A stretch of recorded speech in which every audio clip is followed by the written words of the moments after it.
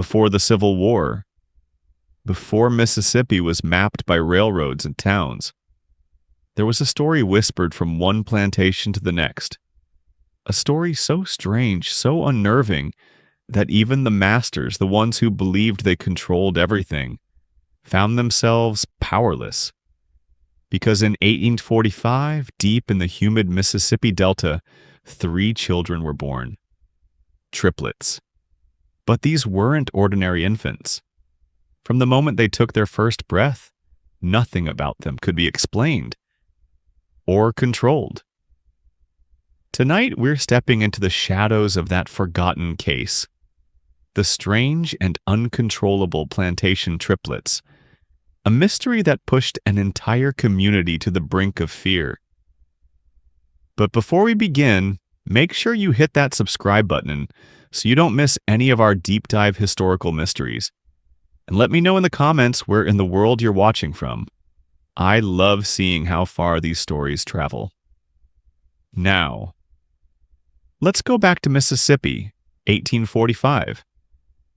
In the summer of 1845, in the heart of the Mississippi Delta, where the Yazoo River meets land so fertile that men killed for it, 3 children were born on the same night, in the same hour, under the same blood-red moon. They came into this world screaming, and for the next 20 years the screaming never stopped. This is not a story about 3 children. This is a story about what happens when those who are meant to be broken refuse to break. When those who are meant to be silent learn to speak in ways their captors cannot understand. When the very system designed to crush the human spirit encounters something it was never prepared to face. The Whitmore plantation stretched across 4,000 acres of the richest cotton-producing land in Adams County, Mississippi. It sat 12 miles northeast of Natchez on a ridge overlooking bottomland that had made its owner, Colonel Josiah Whitmore, one of the wealthiest men in the state. In 1845, Whitmore owned 247 human beings. By the winter of 1863, he would own none. And 3 of those 247 would be responsible for everything that happened in between. The night of June 14th, 1845, was the hottest night recorded in Natchez that year. The air hung thick as wet cotton, and not a single leaf moved on the magnolia trees that lined the drive to the great house. The overseers had retired early, driven inside by the oppressive heat. The field hands lay in their cabins, too exhausted from 14 hours of hoeing to do anything but sleep. But in cabin 14 at the far end of the quarters, a woman named Delphine was giving birth. She had been in labor for 19 hours. Delphine had been purchased by Colonel Whitmore 6 years earlier at the Forks of the Road slave market in Natchez. She had been 17 years old, transported from a failing tobacco plantation in Virginia, along with 43 other human beings, all of them sold to pay their former masters' gambling debts. The journey from Virginia had taken 6 weeks. Delphine walked most of it, shackled at the ankle to a woman named Ruth, who died of dysentery somewhere in Alabama. When Ruth fell and could not get up, the trader shot her and left her body by the side of the road. Delphine carried the memory of Ruth's eyes, the way they had looked at her in that final moment, for the rest of her life. She never spoke of it. She never spoke of many things. 3 women attended Delphine that night. Old Mama Josephine, who had delivered more than 200 children in her 70 years of bondage. A younger woman named Tessie, who held Delphine's hand and wiped the sweat from her face. And a third woman, whose name has been lost to history, who sat in the corner of the cabin and never stopped praying. What none of them expected was what emerged from Delphine's body that night. The first child came at 11 minutes past midnight, a girl. The second child came at 11 minutes past midnight, another girl. The third child came at 11 minutes past midnight. A boy. Old Mama Josephine had delivered twins before. She had even heard of triplets, though she had never seen them herself. But she had never seen 3 children born at precisely the same moment, each one sliding into the world as if choreographed by some invisible hand. She had never seen 3 children born with their eyes already open. She had never seen 3 children who did not cry. The children lay on the bloody sheets, their dark eyes fixed on the ceiling of the cabin, and they breathed in perfect unison. Their chests rose and fell together, as if controlled by a single pair of lungs. Their hearts beat in the same rhythm. Their tiny fists clenched and unclenched at the same moment. Old Mama Josephine took a step backward. She had seen many things in her 70 years. She had seen children born dead and children born deformed. She had seen children born laughing and children born screaming. She had seen the entire spectrum of human birth, every possible permutation of life entering the world. She had never seen anything like this. "Sweet Jesus," she whispered. "Sweet Jesus in heaven." Delphine, exhausted and half-conscious, raised herself on her elbows to look at her children. And she smiled. It was a smile that old Mama Josephine would remember until the day she died. It was not the smile of a mother seeing her children for the first time. It was the smile of someone who had been waiting for something, and who had finally received it. "They came," Delphine whispered, just like she said they would. Who was she? This question would haunt the Whitmore plantation for the next 18 years. It would be asked in whispered conversations in the slave quarters and in heated arguments in the great house. It would be recorded in the private diary of Colonel Whitmore's wife, Elizabeth. It would be investigated by no fewer than 3 overseers, 2 physicians, and 1 minister of the Baptist faith. No one ever found an answer, or rather, no one ever found an answer they were willing to accept. The children were named within hours of their birth, as was the custom on the Whitmore plantation. The first girl was called Mercy. The second girl was called Grace. The boy was called Solomon. These names were not chosen by Delphine. These names were not chosen by Colonel Whitmore. These names, according to every account that has survived from that period, seemed to choose themselves. Old Mama Josephine would later testify, in a sworn statement given to a Union Army chaplain in 1863, that she had opened her mouth to suggest the name Sarah for the first child, and the name Mercy had come out instead. Tessie would report the same phenomenon with the name Grace. And when Colonel Whitmore's overseer, a man named Caleb Hendricks, arrived at the cabin the next morning to record the births in the plantation ledger, he found himself writing the name Solomon without any conscious intention to do so. "It was like my hand belonged to someone else," Hendricks wrote in a letter to his brother dated June 16, 1845. "I meant to write Samuel, as the colonel had instructed for any male births that month. But my pen would not cooperate. I wrote Solomon 3 times before I gave up and let it stand." He added a postscript to that letter. "There is something wrong with those children. I can feel it in my bones." He was right. The Whitmore plantation operated on a strict schedule, and that schedule did not accommodate the arrival of 3 unusual children. Field hands were expected to work from dawn to dusk, 6 days a week, with brief breaks for meals and a half day on Sunday for religious instruction.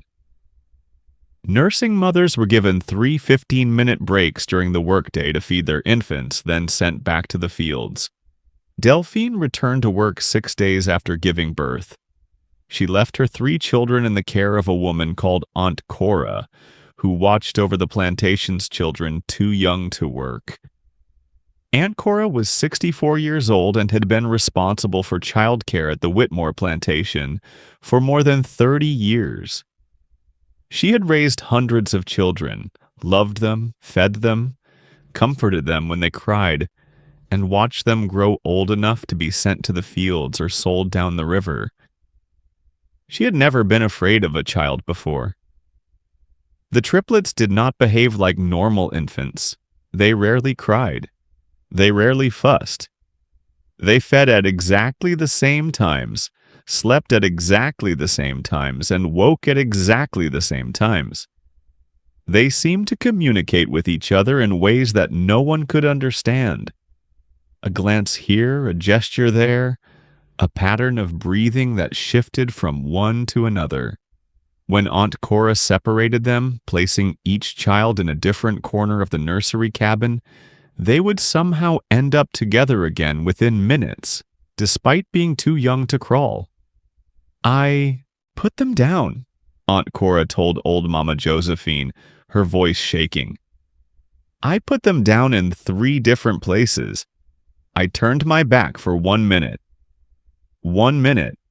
And when I turned around, they was all in the same spot, right in the middle of the floor, lying in a circle with their heads touching." Old Mama Josephine nodded slowly. "Don't separate them no more," she said. "Whatever they are, whatever they doing, don't you get in the way of it." "What are they?" Aunt Cora asked. Old Mama Josephine did not answer. By the time the triplets were 6 months old, the entire slave community of the Whitmore plantation knew that something extraordinary had been born among them. Stories spread from cabin to cabin, whispered in the dark after the overseers had made their final rounds. Some said the children were blessed. Some said they were cursed. Some said they were something else entirely. Something that had no name in English, but that the oldest among them recognized from stories passed down through generations. The word conjure was spoken for the first time. And once that word was spoken, it could not be unspoken. The practice of conjure, what some called hoodoo, what others called root work, had existed in the slave quarters of the American South since the first Africans were brought to these shores in chains. It was a tradition of spiritual power, of healing and harming, of protection and punishment. Conjure doctors and root workers commanded respect and fear in equal measure. They were the pharmacists and the priests of the enslaved community, the keepers of knowledge that the masters could never fully suppress. On the Whitmore plantation, the most respected conjure woman was a Guinean-born slave named Mama Zara. She had been captured in her homeland at the age of 14, transported across the Atlantic in the belly of a slave ship, and sold in Charleston before being brought to Mississippi. She was now 68 years old, and she had not spoken a word of English in over 40 years. But she understood everything. And when she heard about the triplets, about their synchronized breathing, their silent communication, their ability to move without moving, she asked to see them. The meeting between Mama Zara and the triplets took place on a Sunday evening in December of 1845. Delphine carried her 3 children to Mama Zara's cabin at the far edge of the quarters, a small structure that stood apart from the others, surrounded by a garden of plants that no one else was allowed to touch. What happened inside that cabin was witnessed only by Delphine, Mama Zara, and the 3 infants. But when Delphine emerged 2 hours later, she was weeping. Not tears of sorrow, tears of joy. "She told me what they are," Delphine said to old Mama Josephine that night. "She told me why they came. She told me what they're going to do." "What?" old Mama Josephine asked. "What are they going to do?" Delphine smiled that same smile she had smiled the night of their birth. "They're going to burn it all down," she said. Every last piece of it. The years between 1846 and 1850 were years of unprecedented prosperity for the Whitmore plantation. Cotton prices rose steadily, reaching 42 cents per pound by 1848. Colonel Josiah Whitmore expanded his holdings, purchasing an additional 800 acres and 67 enslaved people to work them. The great house was renovated with imported marble floors and crystal chandeliers from France. Elizabeth Whitmore hosted the finest parties in Adams County, and her husband was spoken of as a future senator. But in the slave quarters, a different story was unfolding. The triplets were growing, and everything they did was wrong. Wrong in the sense that it defied the rules of how enslaved children were supposed to develop. Wrong in the sense that it made the overseers uncomfortable. Wrong in the sense that it could not be explained by any rational means. Mercy, Grace, and Solomon began walking at 7 months old. All three of them, on the same day, at the same moment, took their first steps simultaneously in 3 different locations. Mercy in Aunt Cora's nursery cabin, Grace in the yard outside, and Solomon in the field where Delphine was working. Multiple witnesses confirmed this. They began speaking at 9 months old. Not babbling, not single words, but complete sentences. Sentences that made the adults around them fall silent and stare. "The river is rising," 2-year-old Solomon said to the overseer Caleb Hendricks one morning in the spring of 1847. "You should move the cotton to higher ground." Hendricks laughed and walked away. 3 days later, the Yazoo River flooded its banks and destroyed 12,000 pounds of cotton that had been stored in the lowland warehouse. After the flood, Caleb Hendricks began watching the triplets more closely. He noted their movements in his daily reports to Colonel Whitmore. He recorded their conversations, their habits, their interaction with the other children in the quarters. What he found disturbed him deeply. The triplets, he wrote, seemed to know things before they happened. They would gather the other children inside before storms that had not yet appeared on the horizon. They would refuse to eat food that later turned out to be spoiled. They would warn adults away from paths where snakes were coiled in the grass. "It is as if," Hendricks wrote, "they can see around corners in time itself." But that was not the most troubling thing. The most troubling thing was what happened when anyone tried to punish them. Discipline on the Whitmore plantation was administered according to strict protocols. Minor infractions, tardiness, impudence, failure to complete assigned tasks, were punished with 5 to 10 lashes. Major infractions, theft, lying to an overseer attempting to run away, were punished with 39 lashes, the maximum allowed under Mississippi law. The whippings were carried out by the overseer or his assistant, using a cowhide whip that could cut through flesh to the bone. Colonel Whitmore considered himself a fair and reasonable master. He did not whip his slaves for pleasure as some did. He whipped them only when necessary to maintain order and productivity. He viewed it as a business expense, nothing more. In the autumn of 1848, when the triplets were 3 years old, they committed their first recorded infraction. They had been caught in the kitchen of the great house, where enslaved children were strictly forbidden to go. A house servant named Lily had discovered them there, standing in a circle around the stove, holding hands and whispering in a language she did not understand. The triplets did not run. They did not hide. They simply stood there looking at Lily with those unblinking eyes until she screamed for the overseer. Caleb Hendricks arrived with his whip. What happened next was described in Hendricks' official report to Colonel Whitmore, dated October 15, 1848. The report was brief, factual, and deeply unsettling. "I ordered the children to bend over and receive their punishment," Hendricks wrote. "The boy, Solomon, stepped forward first. I raised my whip to strike. But when I brought the whip down, my arm would not move. It was as if I had been turned to stone. I could not move my arm, my legs, my head. I could not speak. I could not breathe. I stood there, frozen for what seemed like an eternity, while the 3 children looked at me. Then the boy spoke. He said, 'Not today, Mr. Hendricks. Not ever.' And they walked away." Hendricks spent the next 3 days in bed, unable to move the right side of his body. The plantation physician could find no cause for his paralysis.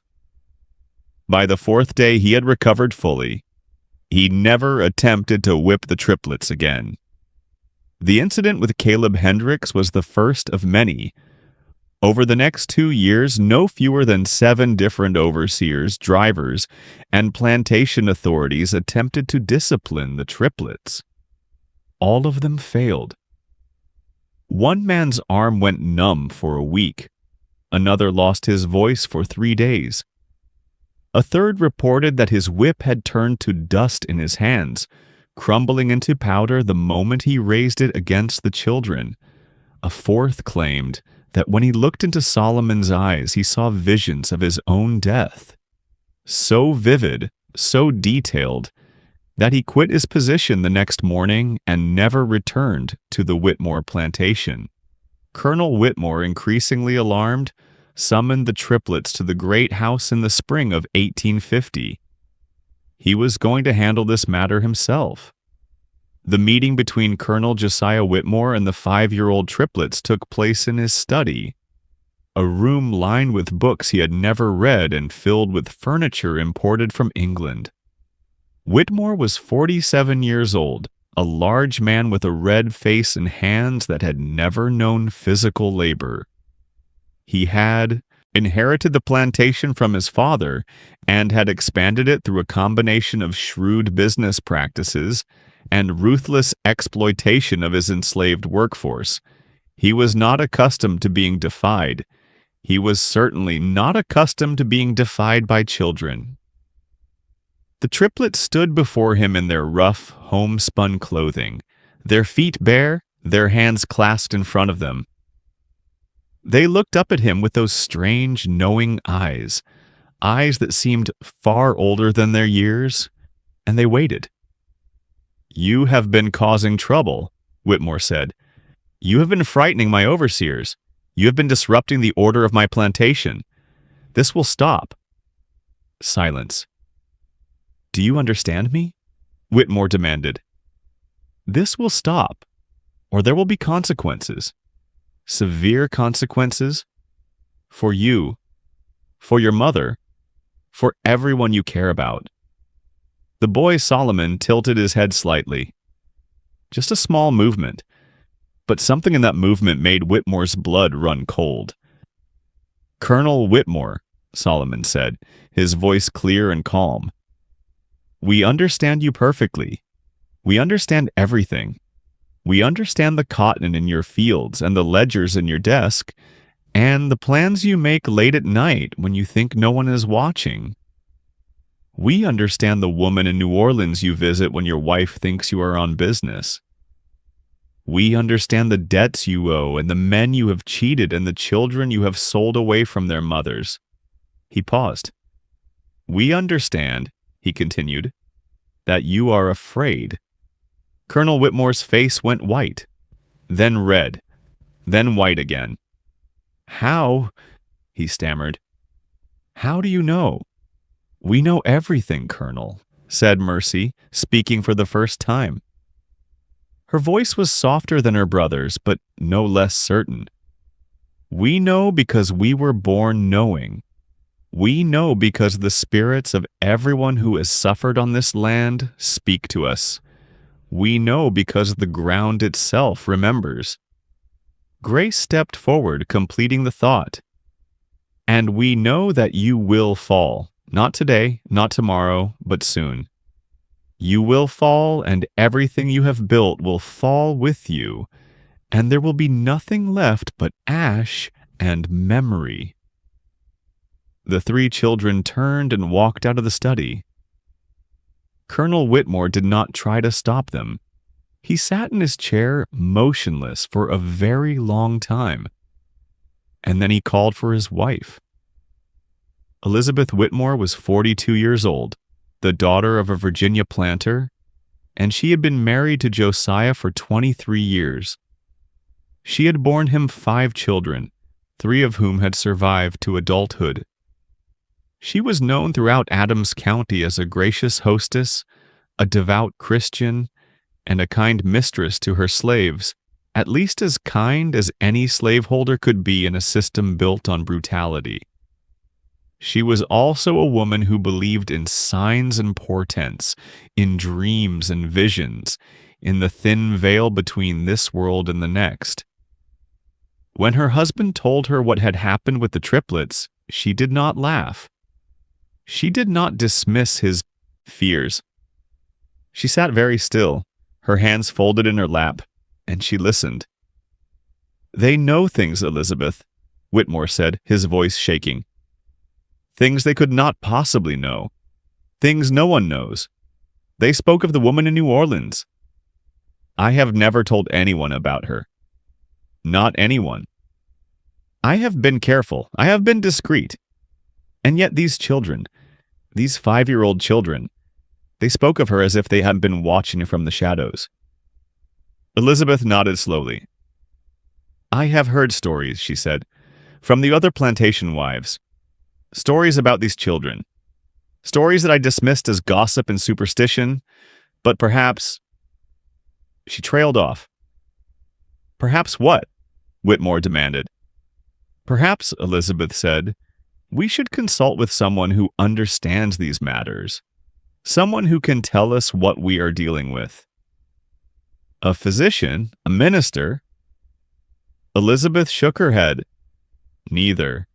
A physician cannot cure what ails those children because they are not sick. A minister cannot exorcise what possesses them because I do not believe they are possessed, at least not in the way the Bible describes possession." "Then who?" Whitmore asked. Elizabeth met his eyes. "There is a woman in New Orleans," she said. "A woman of color, free. She is known to have knowledge. Knowledge of the old ways. Knowledge of things that came from Africa, from places and peoples that your ministers and physicians know nothing about." "You're talking about a voodoo woman," Whitmore said flatly. "You want me to consult with a practitioner of black magic. I want you to understand what is happening on your own plantation," Elizabeth replied. "I want you to know your enemy before you try to fight it. And make no mistake, Josiah, those children are your enemies. They were born to be your enemies. I have felt it since the night they were born." Something changed in the quarters that night. Something shifted. And if you do not find out what it is, if you do not find a way to counter it— She did not finish the sentence. She did not need to. Colonel Whitmore did not immediately act on his wife's suggestion. He was a rational man, a businessman, a pillar of the community. He did not believe in voodoo or conjure or any of the other African superstitions that flourished in the slave quarters. He believed in the market price of cotton and the proper management of labor and the eternal superiority of the white race. But the encounter with the triplets had shaken him more than he wanted to admit. For the next 3 months, he watched them closely. He had his overseers report on their every movement, their every conversation, their every interaction with the other slaves. He had their cabins searched while they slept, looking for conjure bags or gree-grees or any other evidence of African witchcraft. He found nothing, and yet the strange occurrences continued. In June of 1850, the Whitmore plantation experienced a series of events that defied rational explanation. It began with the livestock. 3 horses in the stable went blind overnight, their eyes turning white and milky without any apparent cause. The plantation veterinarian could find nothing wrong with them. No disease, no injury, no evidence of poisoning. And yet they could not see. All 3 horses had been used to transport the triplets' mother, Delphine, to the fields. Then the cotton began to fail.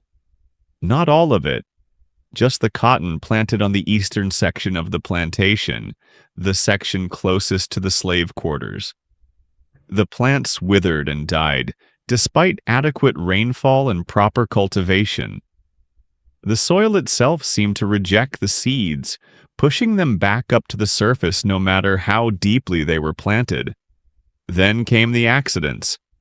An overseer named Thomas Reed fell from his horse and broke his leg. The same overseer who had suggested selling the triplets to a trader passing through Natchez. A driver named William Cross was bitten by a snake in a field where no snakes had ever been seen before. The same driver who had struck Delphine with his fist for moving too slowly. A house servant named Margaret, who had reported the triplets' incursion into the kitchen 2 years earlier, woke up one morning covered in boils that did not respond to any treatment. Coincidence, some said. Bad luck, said others. But Colonel Whitmore, watching from the great house, was beginning to believe that something else was at work. Something that had been waiting to be born. Something that was only just beginning. In August of 1850, Colonel Josiah Whitmore made a decision that would change the course of his family's history. He would go to New Orleans. He would find the woman his wife had spoken of, and he would learn once and for all what he was dealing with. The journey from Natchez to New Orleans took 3 days by steamboat, traveling down the Mississippi River through some of the most productive cotton country in the world. The river was wide and brown, carrying with it the silt of a continent, and the plantations along its banks stretched as far as the eye could see. Endless fields of white cotton, worked by tens of thousands of enslaved men, women, and children. Whitmore traveled alone, telling his wife and his overseers that he was attending to business matters in the city. In truth, he was carrying a lock of hair cut from each of the triplets' heads, obtained by a trusted house servant while the children slept. He had been told that such items were necessary for the consultation he sought. He had been told many things. He was about to learn more. New Orleans in 1850 was the largest slave market in the United States, a city where human beings were bought and sold on every corner, where fortunes were made and lost in a single afternoon, where the collision of French, Spanish, African, and American cultures had produced something wholly unique in the Western Hemisphere. It was also, according to those who knew, the spiritual capital of African-derived religion in North America. Louisiana voodoo, distinct from the Haitian vaudou from which it had evolved, had been practiced in New Orleans since the early days of the colony. It had survived Spanish rule and American rule, survived legal prohibitions and police raids, survived the determined efforts of white society to stamp it out. By 1850, it was an open secret that voodoo queens and conjure doctors operated throughout the city, serving clients both black and white, enslaved and free. The most famous of these practitioners was a woman named Marie Laveau, but she was not the woman Colonel Whitmore had come to see. The woman Whitmore sought was known only as Mama Celestine. She lived in a narrow house on Dumaine Street, in the Treme neighborhood where free people of color had established their community. She was said to be over 100 years old, though no one knew her true age. She was said to have been born in Africa, in a kingdom that no longer existed, and to have been trained by priests and priestesses in traditions that predated Christianity by thousands of years. She was also said to be the only person in New Orleans who had refused to see Marie Laveau when Laveau had come seeking instruction. Laveau is powerful, Mama Celestine had allegedly said, but she serves the city. I serve something older, something that does not care about cities, or nations, or the petty concerns of men. I serve the truth. Whether these stories were accurate, Whitmore did not know, but he knew that when he knocked on the door of the narrow house on Dumaine Street, his hands were shaking. The woman who opened the door was not what Whitmore had expected. He had anticipated someone ancient, withered, frightening, the stereotypical image of a witch that he had absorbed from his culture. Instead, he found himself facing a woman who appeared to be in her middle years, with skin the color of dark honey and eyes that seemed to change color as he watched them. Now brown, now gold, now green, now black. She was beautiful. She was terrifying. "Colonel Whitmore," she said, and her voice was like music played on an instrument he did not recognize. "I have been expecting you." Whitmore's mouth went dry. "How do you know my name?" Mama Celestine smiled. "I know many things, Colonel. I know why you have come. I know what troubles you. I know about the 3 children born on the night of the blood moon, in the year of the great flood, in the hour when the veil between worlds is thinnest. I know their names. I know their purpose. I know their power." She stepped aside and gestured for him to enter. "Come," she said. "We have much to discuss." The interior of Mama Celestine's house was unlike anything Whitmore had ever seen. Every surface was covered with objects, bottles and jars, candles and bones, feathers and beads, drawings and symbols and items he could not identify. The air was thick with incense, a scent that seemed to shift and change with each breath he took. And everywhere there were eyes. Not human eyes, not animal eyes. Eyes drawn on walls and sewn onto dolls and carved into wood and painted on glass. Eyes that seemed to follow Whitmore as he moved through the room, watching his every step, judging his every thought. He sat where Mama Celestine indicated, in a chair that faced a small table covered with a black cloth. She sat across from him, her hands folded in her lap, her expression unreadable. "Show me what you have brought," she said. Whitmore reached into his pocket and withdrew the 3 locks of hair, one from each of the triplets, bound together with a piece of string. Mama Celestine took them from his hand. She held them up to the light, examining them closely. She brought them to her nose and inhaled deeply. She touched them to her forehead, her lips, her heart. And then she began to laugh. It was not a cruel laugh or a mocking laugh. It was a laugh of genuine delight, of wonder, of something close to joy. "Oh," she said, when the laughter had subsided. "Oh, Colonel Whitmore, you have no idea what you possess." "No idea at all." "Then tell me," Whitmore said. "That is why I came." Mama Celestine set the locks of hair on the table in front of her. She looked at Whitmore with those strange, shifting eyes, and when she spoke, her voice had changed, becoming deeper, older, as if it came from somewhere far away. "These children," she said, "are not children at all. They are vessels. They are containers for something that has been waiting a very long time to be born.